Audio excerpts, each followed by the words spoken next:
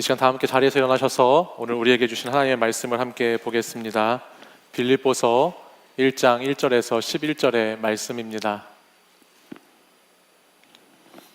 빌립보서 1장 1절에서 11절까지의 말씀을 저와 한 절씩 교독해서 읽겠습니다. 그리스도 예수의 종 바울과 디모데는 그리스도 예수 안에서 빌립보에 사는 모든 성도와 또한 감독들과 집사들에게 편지하노니,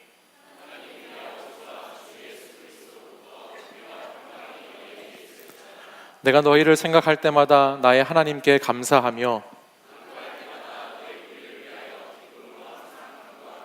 너희가 첫날부터 이제까지 복음을 위한 일에 참여하고 있기 때문이라.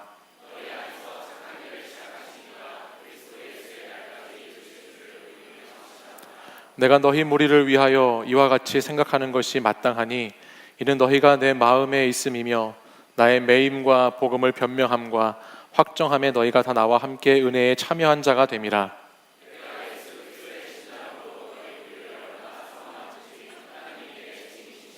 내가 기도하노라. 너희 사랑을 지식과 모든 총명으로 점점 더 풍성하게 하사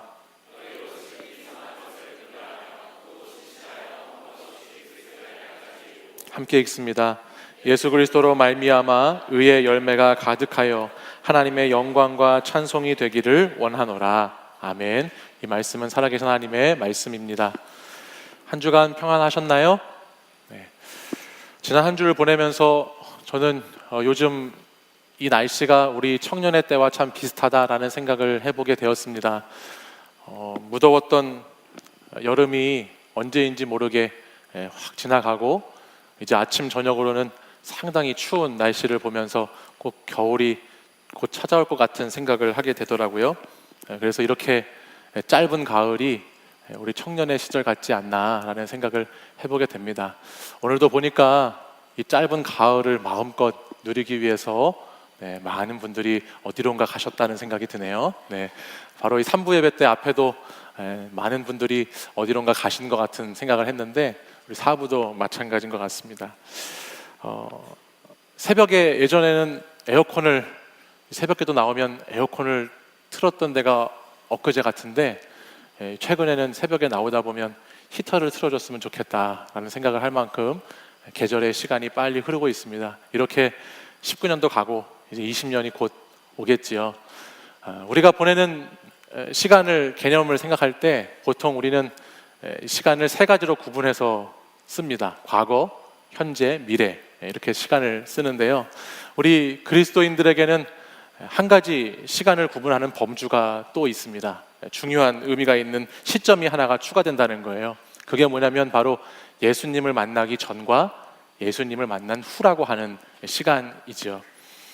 우리는 예수님을 믿기 전과 믿기 후에 많은 것이 달라졌습니다. 또 예수님을 믿고 나면 우리의 삶의 가치와 우리의 삶의 방식과 우리의 사고가 많이 변하게 됩니다. 혹시 여러분들 가운데 아니요, 저는 글쎄 아직 아무것도 달라지지 않은 것 같은데요 라고 생각하시는 분들이 이 자리에 계시다면 여러분이 지금 오늘 이 좋은 날 어디에 와 앉아 있는지만 보시면 아마 아무것도 달라지진 않았다라는 것을 깨닫게 되실 겁니다. 만약에 제가 예수님을 만나지 않았다면 저는 오늘 같은 날 절대 이 자리에 있지 않을 겁니다. 이렇게 좋은데 이렇게 좋은 날에 좋은 계절에 못하러 여기에 있겠어요. 근데 저도 하고 싶은 게 참 많은 사람이거든요. 근데 하고 싶은 것보다 해야 할 것이 무엇인가를 알았기 때문에 무엇이 내 인생에서 정말 중요한 것인지를 깨닫고 깨달아가고 있기 때문에 오늘 저와 여러분들이 이 자리에 와 계신 줄 믿습니다.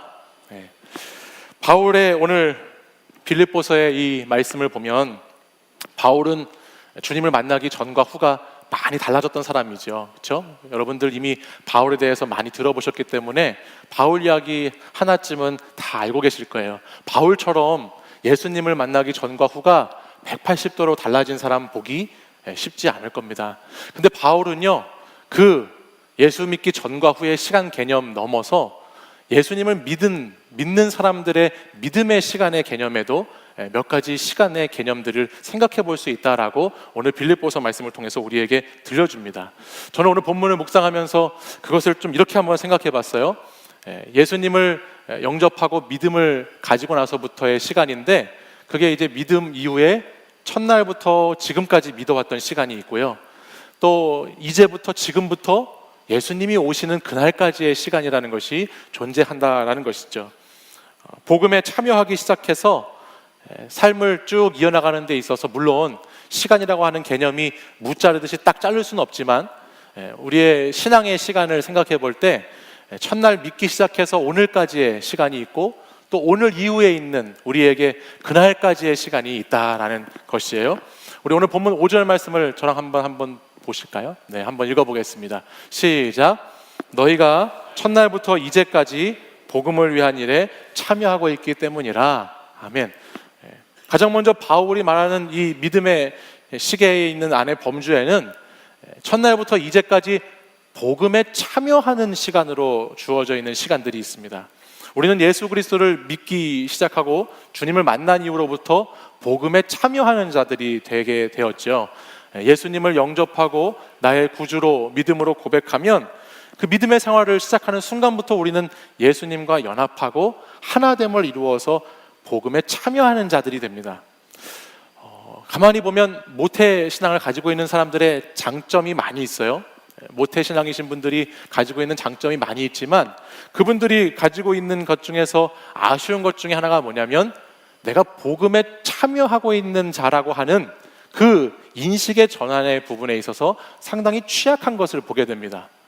내가 언제부터 이 복음을 정말 내 스스로 결단하고 믿고 거기에 참여해 왔는지에 대한 그 인식의 전환이 쉽지 않다라는 거예요.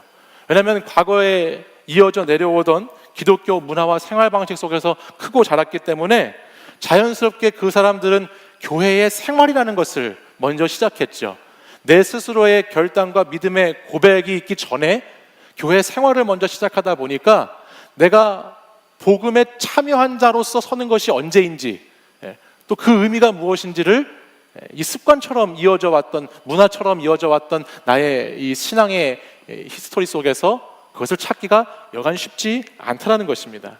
근데 반면에 이런 배경 없이 신앙의 1세대로 신앙을 가진 사람들은 내가 예수님을 믿기로 결단하고 내가 그리스도의 복음에 참여하는 자로서의 삶을 딱 살기로 했던 그 순간, 그 시간, 아니면 그쯤의 때에 대해서 더 확실하게 피부로 느끼게 되는 경우들을 많이 볼 수 있습니다.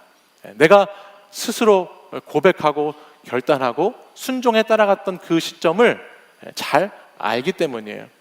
바울이 처음으로 유럽의 선교를 시작하면서 세웠던 교회가 빌립보 교회입니다. 오늘부터 우리는 빌립보서 말씀을 나누는데요, 사도행전 16장에 보면 이 빌립보 교회에 대한 말씀이 자세하게 기록되어 나오고 있어요. 근데 그 말씀들을 보면 이 빌립보에 살았던 사람들은 당시에 전혀 기독교적인 문화와 배경을 가지고 있지 않았던 이방인들이었다는 것을 알게 됩니다.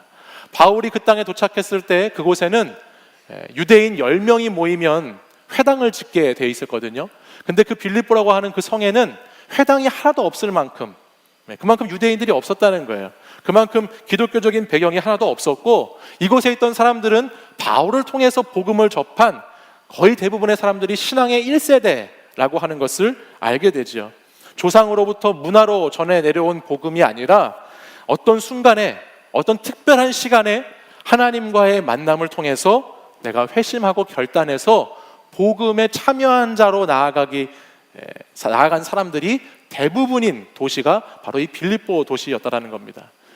특별히 빌립보라고 하는 곳은 여러분이 아시는 알렉산더 대왕이라고 하는 사람이 이제 물러나고, 그가 점점 쇠퇴하고 로마가 이 땅에 패권을 잡아서 로마 식민 도시로 그 땅을 만들어버린 장소입니다.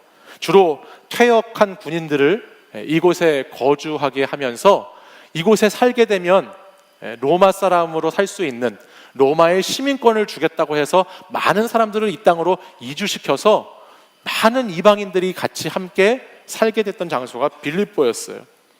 시민권을 준다고 하는 명목하에 많은 사람들이 황제를 숭배하고 로마를 따라갔던 그 도시가 빌립보였지요. 당시에도 그렇고 지금도 그렇지만 시민권이라고 하는 것은 그 나라의 법을 철저히 따르는 삶을 살기로 선언하고 의무를 다하겠다는 선서를 하거든요. 당시에는 황제가 법이니까 로마의 법, 그러니까 나는 황제의 그것을 따라서 내 인생을 살겠다, 황제의 명령을 따라서 나 평생을 그 황제에게 드리겠다라고 하는 그 선서와 선언이 꼭 필요한 사회가 빌립보 사회였다는 거예요. 근데 저와 여러분이 알듯이 여러분, 예수님을 믿는다고 하는 사람들, 그리스도인이라고 하는 것은 어떤 사람들이죠? 그리스도인이 된다는 것은 누구만을 따르고 누구만을 쫓겠다고 하는 선언입니까? 예수 그리스도만을 내가 따르겠다, 예수 그리스도만을 내가 쫓겠다라고 하는 선포고 선언이고 선서입니다. 그러니 빌립보의 사람들이 신앙의 1세대로 그 땅 가운데 살아가면서 그들이 내가 예수님을 따르는 사람으로 살기로, 그리스도인이 되기로 이렇게 결단했는데 그 선택이 맞는 결단이었는지, 또 그 로마의 식민지화된 그 도시 안에서 살면서 내가 어떻게 이 문화와 이 세상의 법과 가치 속에서 자유할 수 있을지, 얼마나 많은 고민과 얼마나 많은 퀘스천이 그들에게 있었겠어요? 그래서 오늘 본문을, 빌립보서 말씀을 쭉 읽다 보면 오늘 본문 3절에 바울이 빌립보에 있는 성도들에게 이렇게 말합니다. 내가 너희를 생각할 때마다 난 정말 하나님께 감사한다. 너희가 어떻게 이렇게 복음에 참여한 자들이 되었는지 나는 정말 하나님께 감사할 따름이다 라고 말하지요. 그리고 그들에게 이렇게 얘기해요. 복음에 참여한 인생에게 나타나는 데는 세 가지 증거가 있다라고. 복음에 참여한 인생에게는 이러한 모습들이 나타난다라고 7절 하반절에 있는 말씀을 들려줍니다. 우리 7절 하반절에 있는 말씀 같이 한번 읽어보실까요? 시작. 나의 매임과 복음을 변명함과 확정함에 너희가 다 나와 함께 은혜에 참여한 자가 됨이라. 아멘. 복음에 참여해서 살아가는 사람, 은혜에 참여해서 살아가는 사람에게는 그 증거가 있는데, 그것이 오늘 7절 하반절 말씀에 보면 크게 세 가지로 나옵니다. 하나는 매여 있는 것이고요, 하나는 복음을 변명하는 것이고, 하나는 복음을 확증하는 것이에요. 복음에 참여하면 가장 먼저 복음에 매여 있게 됩니다. 물론 여기에 매여 있다라고 하는 이 표현은 믿음을 시작한 첫날부터 믿음을 가진 사람들이 예수 그리스도에게 꽉 붙잡혀 있고 주님 안에 딱 속해 있고 주님과 함께 주님을 만난 감격 속에 매여 있다라고 하는 표현이지만, 저는 오늘 본문을 약간 다른 시각에서 보았습니다. 빌립보의 세상에서 살고 있는 사람들에게 이 매여 있다라고 하는 것은 무슨 뜻을 갖고 있을까라고 관점을 좀 다르게 오늘 본문을 접근해 봤어요. 그랬더니 이렇게 생각해 볼 수 있을 것 같더라고요. 내가 예수 믿는 이 길에 애당초 발을 좀 들여놓지 않았었으면 어땠을까? 빌립보에 있는 사람들이 하는 생각이에요. 그 성도들이 내가 애당초 처음부터 그냥 이 믿음을 갖지 않는 삶을 살았으면 어땠을까라는 생각도 해봤을 것 같고요. 또 내가 그냥 저기 세상에 살아가는 사람들처럼 예수님 모르고 그냥 일반 세상 로마의 법과 황제 숭배하는 그 틀 안에서 그냥 저들과 똑같이 사는 사람이었으면 어땠을까라고 하는 생각을 여러분들도 한 번쯤 해보셨죠? 우리도 해보는데 이 당시 빌립보에 사는 사람들이 이 생각 안 해봤겠어요? 제가 가만히 보니까 매여 있다라는 부분을 생각할 때 아마 이들도 그런 생각을 한 번쯤 해봤을 것 같아요. 내가 왜 교회에 나오기 시작해가지고, 내가 왜 신앙생활이라는 걸 시작해가지고 이렇게 애매하고 모호함 속에 계속 매여 있어야 하나, 그런 생각했을 것 같아요. 오늘 이 자리에 와 계신 분들도 그런 분들이 있죠. 뭔가 매여서 이 자리에 계신 분들이 있어요. 부모님에게 매여서, 우리 가족에 흐르는 신앙의 전통에 매여서 이 자리에 있는 분이 있을 수 있고, 어떤 분은 여친에게 매여서 교회에 오시는 분들도 있죠. 안 가면 안 만나준다고 그렇게 매여서 오는 분들도 있고, 또 어떤 관계와 어떤 목적에 매여서 그렇게 신앙생활 하는 분들도 있습니다. 아예 예수님을 몰랐으면 몰라도 또 이렇게 매여서 있다 보니까 예수님에 대해서 조금씩 알아가기도 하고 하나님에 대해서 조금씩 들리기 시작하니까 이제 뭔가 이러지도 못하고 저러지도 못하는, 주일날 예배에 나오지 않으면 뭔가 찜찜하게 그렇게 매여있는 그런 성도들, 그런 청년들도 우리 가운데는 있다라는 거예요. 그게 바로 매여 있는 신앙의 모습이죠. 근데 또 어떤 사람도 있냐면 오늘 본문을 보면 복음을 변명하는 그런 때를 살아가고 있는 사람들도 있습니다. 복음을 변명한다라고 하는 것은 믿음의 공동체에 들어와서 이제 조금씩 믿음의 시간이 흘러가는 거예요. 그러면서 내가 계속해서 보고 듣고 느끼고 하는 이 믿음의 삶이라고 하는 것과 세상의 삶이 자꾸 부딪히는 것이죠. 그래서 세상의 흐름에 저항하기 시작하면서 신앙을 지켜나가는 분이 있는 것입니다. 그래서 때로는 외부 사람의, 세상 사람이 어떤 이야기를 하면 그렇지 않아 라고 변명하기도 하고, 기독교 복음에 대해서 교회가 그렇게 재미없는 곳만은 아니야, 교회 가도 재미있는 목사님도 있고 재미있는 청년들도 많이 있어, 이렇게 뭔가 변명해가는 사람도 있다는 거예요. 여기에 변명하다라고 이 단어를 영어 성경에 보면 디펜딩 한다라고 써 있는데요, 디펜딩은 여러분 그런 거 아니겠어요? 저는 운동을 좋아하니까 디펜딩이라고 하는 말을 들었을 때 무조건 수비수가 생각이 나더라고요. 디펜딩이라는 것이 뭔가 지키고 수비하고 방어하다라는 뜻 아니겠습니까? 마찬가지로 복음에 참여하여 삶을 살고 있는데 내가 나름대로 가지고 있는 이 복음을 지키고 방어하기 위한 그런 시간들을 지금 보내고 있는 사람들도 있다는 거예요. 어제와 오늘이 크게 달라진 것도 아니고 뭐 특별한 변화가 있는 건 아니지만 그래도 내가 주일 예배 빠지지 않고 나오고 내가 되도록이면 목장 모임 가서 참여하려고 하고 어떤 공동체에 소속도 돼 있고 역할도 나름대로 하고 있어서 내가 참여한 복음을 그렇게 지켜가는 겁니다. 뭔가 크게 달라지진 않아요. 뭔가 한 주 한 주 큰 변화는 없어요. 하지만 그래도 많은 점수를 세상에게 빼앗기지 않을 정도로 나의 신앙의 현상을 유지하고 나의 신앙을 잘 수비하고 방어하고 있는 그런 복음에 참여한 시절을 보내고 있는 사람들도 있다는 것이죠. 하나님과의 관계를 그렇게 적절하게 유지하고 있는 겁니다. 또 어떤 사람이 있냐면 세 번째로 복음의 확정함의 시간을 살고 있는 사람들도 있습니다. 이 사람들은 복음을 자신의 것으로 만들기 위해서, 정말 자신이 복음에 사로잡힌 사람의 삶을 살기 위해서 꾸준히 점검하고 확인해가는 사람입니다. 이 확정하다라고 하는 원어의 의미를 따져보면 확인하고 증명한다라고 하는 뜻이 있고 굳게 세우다라고 하는 뜻이 있어요. 그러니 이 사람들은 내가 처음 믿었을 때의 그 믿음이 오늘까지 쭉 이어져 왔는데 그것이 날마다 바른 것이었는가? 내 믿음이라는 것이 정말 순간의 감정에 치우치지 않고 어떤 기분에 따라 좌우되지 않고 내 상황과 환경에 따라서 변하지 않고 내 믿음이라고 하는 것이 정말로 하나님을 믿는 그 믿음이 무엇인가에 대해서 확인해 가는 것이죠. 교회 안과 교회 밖과 신앙과 삶의 자리를 통해서 내 믿음을 확인하고 증명하는 삶을 살아가는 자들이 있다는 것입니다.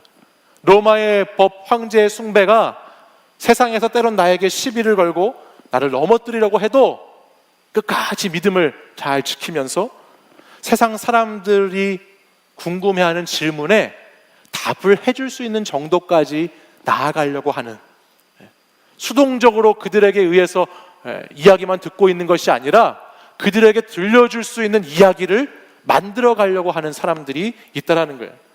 그래서 우리도 이런 공동체가 되기 위해서 여러분들하고 이단에 대해서 특강도 하고 동성애라고 하는 문화에 대해서 같이 강연도 듣고 문화적으로 선교적으로 계속해서 여러분들과 소통하려고 하고 있는 것이 바로 이런 이유 때문이 아니겠어요? 특별히 확정함이라고 하는 이것은 한 개인이 확정하는 것이 아니고요, 공동체가 함께 확인하고 점검하는 것을 뜻합니다. 공동체가 서로를 단단히 하는 행동을 포함하는 것. 그러니 신앙의 공동체, 믿음의 공동체를 통해서 잠자는 영을 깨우고 우리가 그리스도의 복음의 진리를 확인해 가고 서로를 세워가면서 신앙의 시간을 보내고 있는 그런 부류의 시기를 걷고 있는 사람들도 있다라는 것이죠. 복음에 참여한다라고 하는 사람들의 모습이 다 한 모습이 아니라는 것입니다. 여러분은 지금 복음에 참여하는 자들로 오늘 어쨌든 이 주일 예배를 드리고 있는데 여러분은 어느쯤에 와 계신 것 같으세요? 여러분 여전히 매여 있는 상태에 있으십니까? 아니면 잘 유지하고 지키는 상태에 있으신가요? 아니면 여러분 믿음의 확정함을 향한 걸음을 멈추지 않는 시간 가운데 여러분 계신가요? 만남은 멈추지 않는다라고 하는 책이 한 권 있습니다. 만남은 멈추지 않는다라고 하는 김영국 목사님이 쓴 책인데요, 이 책은 예수님을 만났는데도 아무런 변화가 없는 것 같다고 하는 그리스도인들을 위해서 책을 쓰셨어요. 원래 이 전 버전이 만나면 변화된다라고 하는 주제 갖고 썼는데, 그 책에 대해서 막 사람들이 SNS나 이분에게 이메일로 아니요, 뭐 만나도 변하는 게 없던데요, 뭐 이런 얘기를 계속 한 거예요. 그러니까 이분이 그 다음 책으로 만남은 멈추지 않는다라는 책을 써서 만나면 반드시 변화가 있다라는 책을 썼습니다. 근데 그 책의 내용 중에 이런 글이 있더라고요. 예전에 이 목사님이 한 선교단체를 섬기던 시절에 그때 만났던 여자 청년, 여기서는 뭐 그냥 만났던 청년이지 뭐 사귀거나 그런 청년이 아니에요. 만났던 그 청년이 나중에 훗날에 오랜만에 이 자매를 다시 만나게 됐다고 합니다. 그래서 만나서 이런저런 이야기를 하다가 이 목사님이 굉장히 충격적인 소식을 듣게 됐대요. 그게 뭐냐면, 목사님, 그 여자분이 그러는 거예요. 저는 40살이 돼서 예수님을 처음 만났습니다 라고 고백을 했다라는 거예요. 그래서 이분이 충격을 받았대요. 왜냐하면 예전에 그 자매하고 같이 말씀 묵상도 같이 하고 기도도 같이 하고 심지어는 찬양곡도 써가지고 곡도 만들고 막 이런 일들을 하면서 지냈는데 갑자기 그게 무슨 말이냐라고 물었답니다. 그랬더니 그 자매가 이렇게 대답했대요. 교회 생활은 어려서부터 열심히 해서 계속 잘했는데 주님을 의지한 적이 없었어요. 그리고 그것이 죄라고 생각한 적도 없었습니다. 그때 제 모습은 마치 쓰레기를 고급 실크 스카프 안에 이렇게 담아가지고 둘둘 말아서 다니고 살아가는 사람의 모습과 같았던 것 같습니다. 남들은 그게 고급 실크 스카프인 줄 알았겠지만 사실 그 안에는 오물로 가득 찬 것밖에 없었죠. 나이 40에 주님을 만나고 나서야 저는 지금껏 제가 주님과 사람들을 속이며 살아왔다는 것을 깨닫게 됐습니다. 그제야 주님이 없이는 하루도 살 수 없는 존재임을 깨닫게 됐고 주님께 제 인생을 온전히 의탁하게 됐어요 라고 하는 고백을 했다라는 것입니다. 복음에 참여한 자로서 살아가는 신앙인의 모습이 보이는 것이 다가 아니었다라는 것을 알게 하지요. 그리고 복음의 그 시절을 살아가는 데 있어서 그 저마다 다 차이가 있고 그때마다 다 다른 이야기들이 있다는 것을 우리에게 알게 합니다. 근데 바울은요, 오늘 이 빌립보 성도들에게 다 수준이 다르다고 했잖아요. 이렇게 매이고 복음을 잘 지키는 것이든지 확증하는 것이든지 이렇게 살고 있는 성도들에게 바울은 복음에 참여한 것으로만이라도 너무너무 기쁘고 감사하다는 얘기를 먼저 잘 해줍니다. 축복의 말을 전해주고 있어요. 그리고 애정 어린 마음으로 그들을 이렇게 말하죠. 그들에게 이렇게 말합니다. 그게 8절 말씀인데요, 바울이 빌립보 성도를 이렇게 생각한대요. 우리 같이 한번 읽어볼까요? 시작. 내가 예수 그리스도의 심장으로 너희 무리를 얼마나 사모하는지 하나님이 내 증인이시니라. 아멘. 바울은 복음에 참여한 그 모든 사람들, 그 복음에 참여했던 시작했던 그 자체만으로도 너무너무 그리스도와 같은 목숨까지 내주신 예수님 같은 마음이 들어가지고 이 성도들을 너무 사랑한다고 지금 고백하고 있습니다. 그냥 그 성도들 이야기를 듣고 그 성도들에 관련된 것들만을 아는 것만으로도 난 너무너무 기쁘다, 너무너무 감사하다라고 이야기하죠. 근데 거기서 끝나지 않아요. 바울은 그 복음에 참여한 자로서의 인생, 신앙을 시작한 첫날부터 오늘까지의 그 성도들의 이야기를 들으면서 정말 기뻤어요. 너무 행복했어요. 너무 감사했어요. 심장이 터질 것처럼 예수님 마음처럼 그렇게 좋았습니다. 근데 그들이 거기에 멈춰 있어서는 안 된다는 것을 분명히 알았죠. 그래서 바울은 그 다음에 뭐 하는지 아세요? 이어지는 9절 말씀을 보면요, 이렇게 표현하는데 같이 한번 읽어볼까요? 시작. 내가 기도하노라 너희 사랑을 지식과 모든 총명으로 점점 더 풍성하게 하사. 아멘. 바울은 뭐 하지요? 기도합니다. 기도하고 있습니다. 자신이 사랑하는 성도들을 위해서, 복음에 매여 있는 사람, 복음의 변명함 가운데 있는 사람, 복음의 확정함을 살아가는 사람, 어쨌든 복음에 참여한 그리스도인들을 위해서 그 사랑의 마음을 가지고 바울은 지금 기도합니다. 만약에 제가 바울이었다고 하면요, 저는 이 빌립보에 살고 있는 이 성도들을 위해서 이렇게 기도했을 것 같습니다. 하나님, 빌립보에 사는 성도들 그동안에 제 사역을 돕느라고 정말 고생 많이 했습니다. 주님 잘 아시죠? 빌립보 성도들이 얼마나 그 땅이 로마법으로 철저하게 지켜야 되고 황제 숭배를 얼마나 열심히 해야 되는데 그러지 않고 예수님 믿는 사람으로 살려고 얼마나 힘들게 살았는지 참 힘들고 어려웠을 텐데 첫날부터 여기까지 참 잘 왔습니다. 이제 주님, 저 빌립보 성도들에게 복을 주셔서 이제부터 이제 그날 주님 오시는 날까지는 좀 행복하게 살게 해주십시오. 좀 편안하게 살게 해주십시오. 그렇게 기도했을 것 같아요. 지금까지는 광야였는데 이제 우리 빌립보 성도들 앞으로는 꽃길만 걷게 해주세요. 주님, 그러기 위해서는, 이건 구체적으로 기도하는 거예요. 주님, 그러기 위해서는 이 빌립보 성도들에게 로마 시민권이 꼭 필요합니다. 로마 시민권 좀 주세요. 로마 시민권을 가져야 이 빌립보에 사는 성도들이 앞길도 열리고 가족들도 잘 편안하게 생활하고 사회생활도 잘할 수 있고, 로마 시민권이 있어야 이것도 할 수 있고 저것도 할 수 있으니까 제발 로마 시민권 좀 주십시오. 주실 줄 믿시옵니다. 주시옵소서 막 이러면서 그렇게 기도했을 것 같아요. 이 로마 그 식민지에 살고 있는 빌립보 성도들을 보면서 사랑하는 마음이 크니까 막 그렇게 기도했을 것 같습니다. 솔직히 제가 오늘 설교를 준비하면서 여러분을 위해서 또 저를 자신을 위해서 어떻게 기도했나 한번 이렇게 생각해 봤거든요. 그랬더니 이런 식 기도 참 많이 했더라고요. 저 청년 참 힘듭니다. 주님 좀 이거 해주세요. 주님, 저 가정을 보니까 참 어렵습니다. 관계가 힘듭니다. 주님, 이것도 해주세요. 주님, 저 청년 보니까 계속해서 몇 번이나 시험에 떨어지고 직장을 구해도 잘 자리 잡지 못해서 힘들어합니다. 좋은 직장 좀 제발 주세요. 제발 좀 붙여주세요. 제발 좀 돈 좀 많이 벌게 해주세요. 저 청년 좋은 배우자 만나야 됩니다. 눈 좀 낮춰주세요. 주님, 배우자 좀 보내주세요. 제가 이런 기도 생각해보니까 많이 했어요. 많이 했어. 그러다가 사실은 이런 기도만 한 게 아니고 제 안에 좀 말씀이 좀 살아있고 영성이 좀 깨어있을 때는 어떻게 기도했느냐 생각해봤어요. 그랬더니 이런 기도했어요. 이 시대 앞에서 비굴해지지 않는 청년이 되게 해주시고 그리스도인으로 정말 주님만 따르고 쫓기로 결단했다면 그 신앙 잘 지키고 타협하지 않는 사람들이 되게 해주시고 하나님의 일 많이 할 수 있는 사람과 공동체가 되게 해달라고 기도했어요.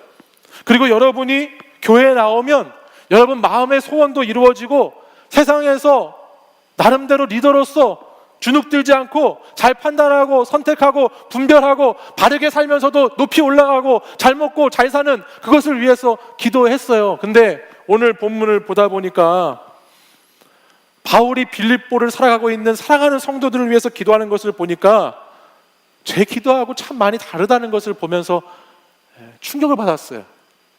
부끄러워졌어요.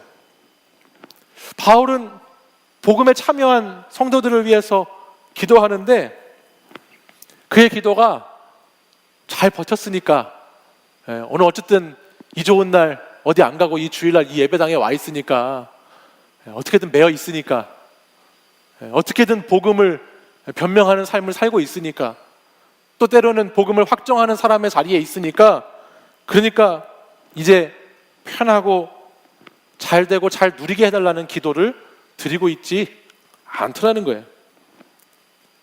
그의 기도를 자세히 보니까 로마법과 하나님의 법 사이에서 잘 선택하게 해달라는 기도 저라면 했을 것 같은데 하고 있지 않아요. 황제 숭배를 무찌르고 사람들을 이기게 해달라는 기도 바울이 했을 것 같은데 하고 있지 않아요.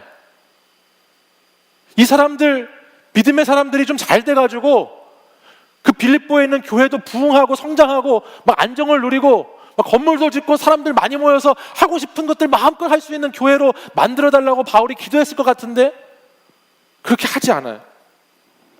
그가 오직 기도한 것 9절 이하에 보니까 9절 말씀 자세히 들여다보니까 다시 한번 우리 9절 한번 보실래요?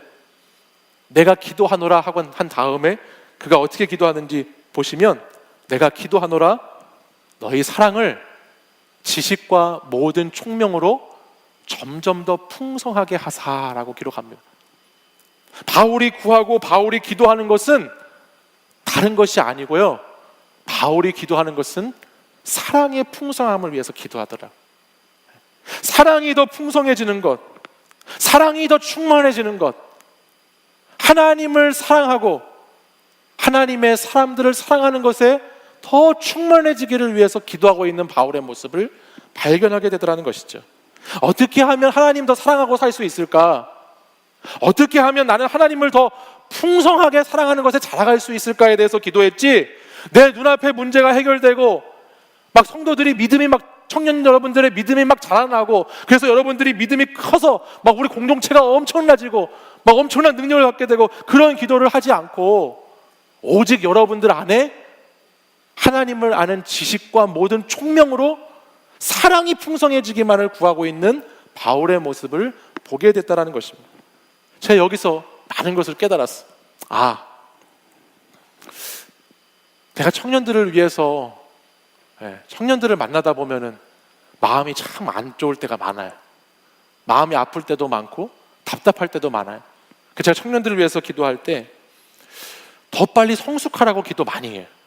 더 빨리 성장했으면 좋겠다, 성숙했으면 좋겠다, 그래서 열매 맺는 자들이 되면 좋겠다라는 기도를 많이 해왔어요.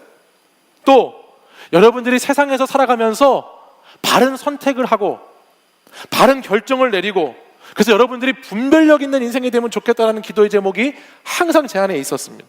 근데 오늘 말씀을 보니까요, 그것보다 더 시급한 것, 그것보다 더 중요한 기도의 제목이 있는데, 그것은 사랑이 풍성한 자들이 되는 것이다 라는 것입니다. 사랑이 풍성한 사람이 되는 것이. 9절 말씀을 더 자세히 보면요, 이 사랑의 풍성함은 지식과 모든 총명으로 풍성함을 이루게 된다 말씀합니다. 여기서 말하고 있는 이 지식은요, 우리 지식, 이런 지식을 말하는 게 아니고 하나님을 아는 지식이에요. 사랑이 풍성하기 위해서는 하나님을 아는 지식이 우리에게 가득해야 한다는 것이. 여기에 모든 총명이라고 나온 이 총명은 경험하는 하나님의 지혜입니다. 그러니 하나님을 아는 지식과 하나님을 경험하는 것이 우리에게 충만해져서 그것이 가득할 때 우리는 사랑으로 풍성한 사람들이 되고, 그 사랑의 풍성함이 놀라운 일들을 만들어낸다라고 하는 것을 바울이 오늘 우리에게 가르쳐주고 있어요. 그것이 오늘 본문 10절 이하에 있는 말씀인데, 우리 9절과 10절 말씀을 새번역 성경으로 다시 한번 읽어볼게요. 같이 한번 자세히 한번 천천히 한번 읽어볼게요. 같이 한번 읽어보겠습니다. 시작. 내가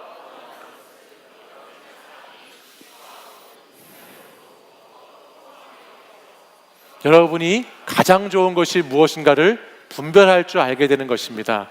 그리하여 여러분이 그리스도의 날까지 순결하고 흠이 없이 지내며. 아멘.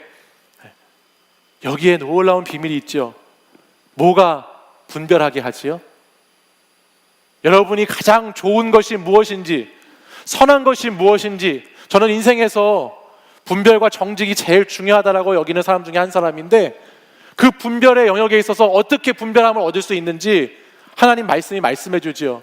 여러분의 사랑이 하나님을 아는 지식과 하나님에 대한 경험으로 더욱 풍성하게 되면 여러분이 좋은 것이 무엇인가를 분별할 줄 아는 사람이 되는 것입니다라고 기록합니다. 그리고 그것이 여러분을 그리스도의 날까지 순결하고 흠이 없는 자들로 인도해 주신다라고 성경은 분명히 말씀하고 있죠. 이어지는 11절의 말씀을 보면요, 그 사랑의 풍성이 무엇으로 이어지냐면 의의 열매를 맺어 하나님께 영광과 찬송이 되게 한다라고 말씀하고 있어요. 그러니까 그 사랑의 풍성함이 오늘 여러분이 성숙한 그리스도인의 삶을 살게 하는, 의의 열매를 맺게 하는 자들로 여러분을 만들어가고, 오늘 그 사랑의 풍성함이 여러분을 이 세상 가운데 살면서, 지난주에 우리가 말씀 나누었던 것처럼 오늘 우리가 사는 이 세상, 이 가나안 땅, 어떤 전쟁이 있는 땅이죠? 선택의 전쟁에 있는 땅이라고 했잖아요. 그 선택의 땅에서 가장 좋은 것이 무엇인지를 골라야 되는데 그 고를 수 있는 그 분별력이 어디서 오느냐?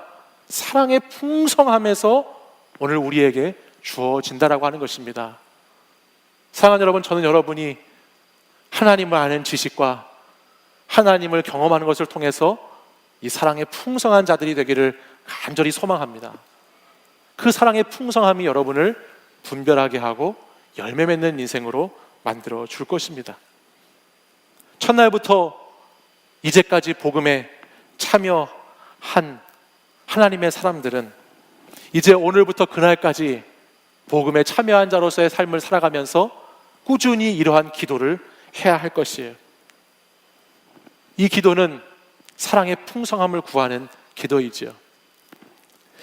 이 기도를 할 때 하나님은 반드시 여러분을 통해서 영광과 찬송을 받으시는 하나님이 되신다 말씀하셨어요. 이것은 저의 확신이 아니에요. 이것은 말씀을 통해서 제가 깨달은 확신이 아닙니다. 이것은 기도하는 것에 대한 확신, 기도의 응답으로의 확신이 아니고요. 오늘 말씀, 우리 마지막 1장 6절 말씀을 마지막으로 한번 같이 볼까요? 이 확신이 어디에서 오는 확신인지 보십시오. 오늘 본문 1장 6절 말씀을 한번 보겠습니다. 우리 성경 있으신 분들 한번 볼까요? 제가 읽을게요. 너희 안에서 착한 일을 시작하신 이가 그리스도 예수의 날까지 이루실 줄을 우리는 확신하노라. 아멘. 이 확신은, 이것은 오직 시작하신 분이, 오직 우리를 찾으시고 부르신 분이, 그분이 이루어 가심을 확신하는 것입니다. 오늘 이 자리에 와 있는 저와 여러분이 확신하고 나아가는 그 이유는 우리를 부르셔서 복음에 참여한 자가 되게 하시고, 그 복음에 참여한 자들이 어떻게 인생을 살아가야 할지 말씀을 깨닫게 하시고, 사랑의 풍성함을 구하는 기도할 수 있게 하신 그 하나님이 확신하시는 확신이기 때문이죠. 그러니 오늘 저와 여러분이 이 확신 가운데 우리의 믿음의 시계를, 믿음의 시간을 같이 걸어가야 할 줄 믿습니다. 오늘 우리 가운데에는 아직도 예수 그리스도가 나의 구주가 되지 못하신 분들도 있고, 예수님을 만났다고 했지만 변화한 것이 없는 것 같아서 고민하고 있는 분도 있을 수 있고, 또 관계에 매여서, 무언가에 매여서 그저 그냥 그렇게 신앙생활하는 사람도 있고, 나의 신앙을 그냥 늘 수비하고 방어하고 지키기에 급급하게 신앙생활하고 있는 사람도 있고, 또 복음을 확인하기 위해서, 복음을 내 삶으로 증거하기 위해서 열심히 달려가고 있는 사람들도 있습니다.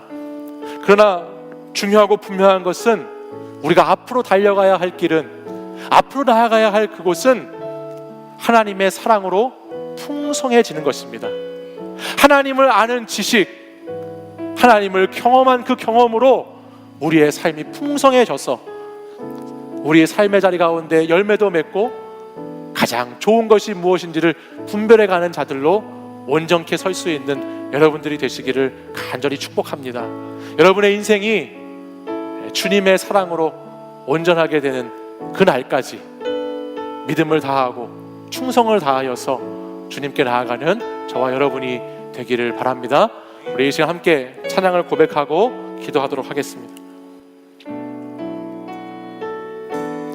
우리 가사를 생각하면서 함께 믿음을 고백하겠습니다. 주 앞에 나와, 주 앞에 나와 제사를 드리네.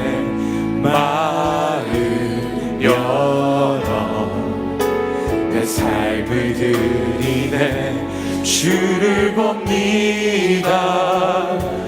끝없는 사랑 나 회복시키네. 다시 한번 고백하겠습니다. 주 앞에 나와, 주 앞에 나와 이 시간 주님께 제사를 올려드립니다. 나를 드리네.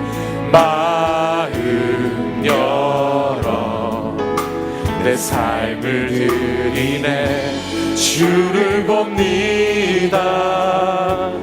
끝없는 사랑 나 회복시키네.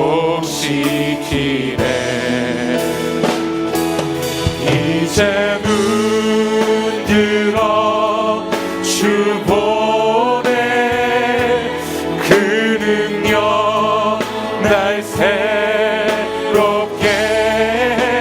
주님의 사랑 날 만지시니 내 모든 두려움 사라지네 폭풍 속에도 주 붙들고 믿음으로 주와 건네 갈보리 언덕 넘어 그런 날 주 안에 온전케 되리. 이 시간 우리가 다시 한번 이 찬양을 고백할 때 우리 자리에서 다 한번 일어나겠습니다.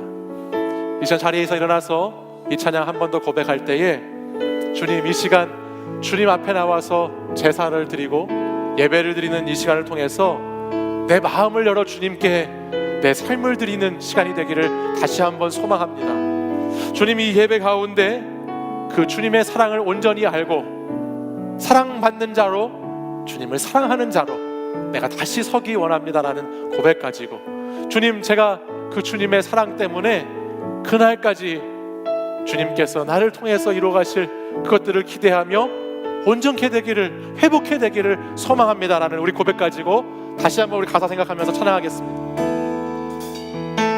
주 앞에 나와, 주 앞에 나와 제사를 드리네 마음 열어 내 삶을 드리네 주를 봅니다 끝없는 사랑 나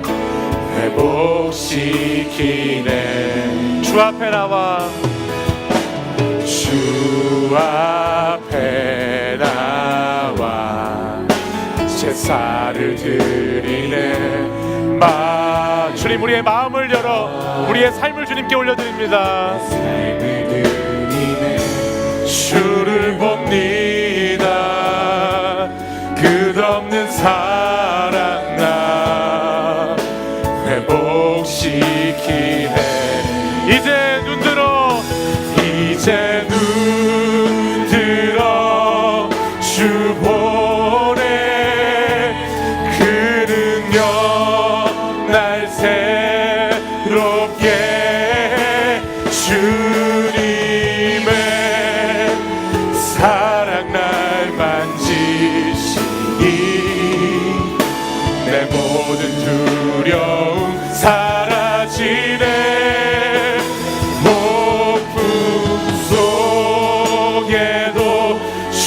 붙들고 믿음으로 주와 건네 갈보리 언덕 넘어 그 어느 날 주 안에 온전케 돼 이제 눈 들어 주를 바라봅니다.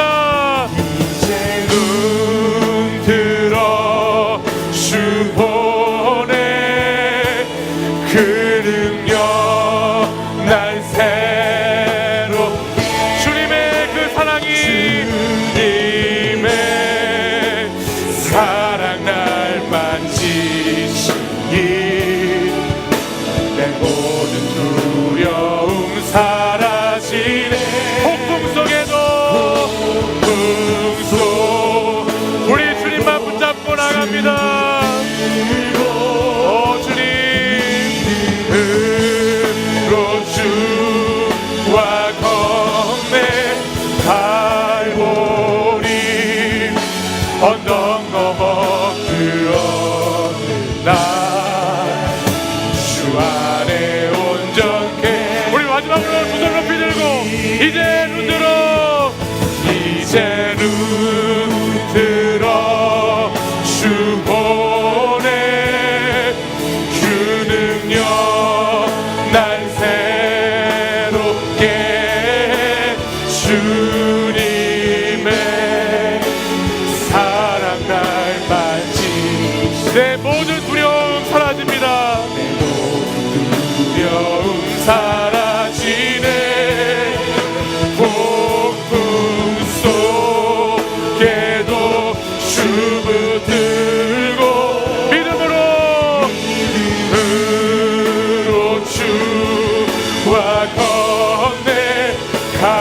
날 보니 언덕 넘어 그러나 주 안에 온전케 되리. 이 시간 같이 한번 기도하겠습니다. 이 시간 기도할 때에 우리가 하나님의 능력을 사모하고 능력을 의지하고 주님의 능력을 온전히 의존하며 하나님 그날까지 그 주님의 사랑 안에 거하기를 간절히 소망하며 기도하기 원합니다. 주님의 사랑받는 자로서 나도 주님을 그렇게 사랑함으로 그 주님의 사랑이 점점 더 풍성해지므로 주님 나의 삶에 그 어떤 어려움도 그 어떤 폭풍 속에도 믿음으로 그날까지 걸어갈 수 있게 인도하여 주시옵소서. 주님 끝까지 나를 회복시키시고 나를 붙드시는 그 주님의 사랑이 나를 만져주셨사오니 그 주님의 사랑받는 저희들 이제 저희도 점점 더 풍성한 주님의 사랑으로 나아가기를 간절히 소망합니다. 다른 것들 구하지 아니하고 오직 주님을 더 사랑하기를 구하는 시간이 되기를 소원합니다. 이 시간 나를 사랑하신 주님, 나의 모든 것 되시는 주님, 나의 전부이신 주님을 나도 그렇게 사랑하게 해달라고, 나도 하나님 주님을 더 풍성하게 사랑하게 해달라고, 사랑의 사람이 되게 해달라고, 주님을 더 알아가는 사랑, 주님을 더 경험하는 사랑, 그 사랑 안에 거하여 하나님 온전케 되게 해달라고 이 시간 우리 주님 앞에 주여 세 번 부르짖고 간절히 합심해서 기도하겠습니다. 주여 주여 주여.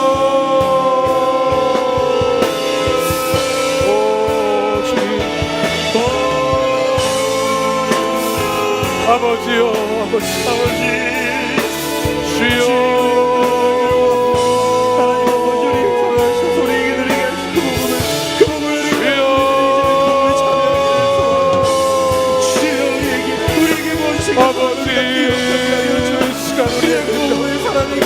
아버지 우리 믿음의 시간 가운데 하나님 우리를 인도해 주옵소서. 복음에 참여한 자들로 하나님 예수를 만난 자들로 아버지 하나님 정말 하나님 우리가 기도하고 하시옵소서. 주님 사랑 안에서 풍성해질 수 있도록 아버지 구하게 하여 주옵소서. 주님의 더 풍성한 사랑을 주옵소서. 점점 더 주님을 사랑할 수 있도록 인도해 주옵소서. 나의 상황과 환경만 놓고 기도하시옵소서. 날마다 주님 앞에 아버지 앞에 더 사랑해달라고, 나를 좀 더 구하달라고, 나를 좀 더 알아달라고 기도하는 것입니다. 내가 주님을 더 사랑하겠다, 내가 주님을 더 알아가기 원한다고, 내가 더 주님을 경험하기 원한다고 주님께 나와 아버지 사랑을 고백하고 아버지 사랑을 노래하고 기도할 수 있는 주의 분들로 인도해 주시옵소서. 주여 주여 사랑을 주시옵소서. 주여 사랑을 부어 주시옵소서. 우리에게 그리스도의 특별하신 사랑, 우리에게 아버지 우리도 주님을 사랑하고 주님의 사랑을 사랑으로 이렇게 하여 주시옵소서.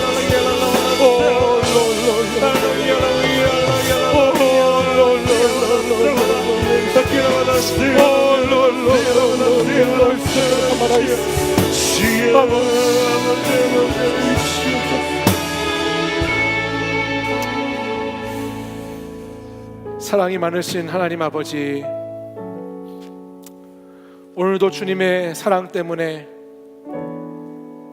이 시간 이곳에 복음에 참여한 자들로 저희들 와 있을 수 있도록 인도해 주시니 감사를 드립니다. 주님의 그 놀라운 사랑이 아니었으면 오늘 내가 이곳에 있을 수 없고, 오늘 내가 이곳에 주님께 예배할 수 없고, 주님의 말씀을 듣고 기도할 수 없었지만 주님의 그 놀라우신 사랑하심이 오늘도 저를 여기 있게 하시고 오늘도 우리를 하나님의 사랑받는 공동체로 인도해 주셔서 감사를 드립니다. 날마다 우리의 문제와 환경 속에서 주님 나를 더 사랑해 달라고, 주님 나를 좀 더 사랑해 주시고 더 돌봐주시고 나를 좀 더 하나님 인도해 달라고 그렇게만 기도했던 저희들의 모습을 이 시간 주님 앞에 내어놓고 주님을 더 깊이 알아가는 사랑, 주님을 더 깊이 경험하는 사랑, 그 사랑의 풍성함으로 점점 더 자라가기를 기도하는 사랑하는 우리 청년들과 공동체가 될 수 있도록 인도하여 주시옵소서. 주님을 더 사랑하기 원합니다. 주님을 더 사랑하기 원합니다.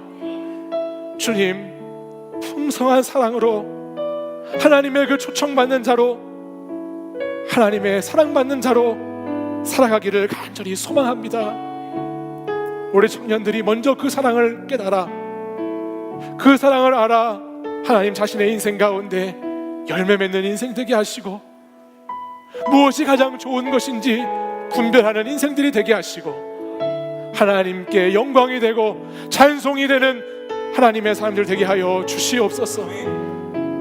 점점 더 풍성한 그 사랑으로 우리를 인도해 주실 줄 믿으며, 이제는 우리 주 예수 그리스도의 은혜와 하나님의 사랑과 성령의 교통하심이 첫날부터 이제까지, 이제부터 그날까지 복음에 참여한 자로서 점점 더 주님을 사랑하기를 결단하고 주님 사랑 안에 풍성하게 누리기를 소망하는, 이곳에 모여 예배한 사랑하는 청년들과 우리 성도들 위해 이제부터 영원까지 항상 함께 하시기를 간절히 축원하옵나이다.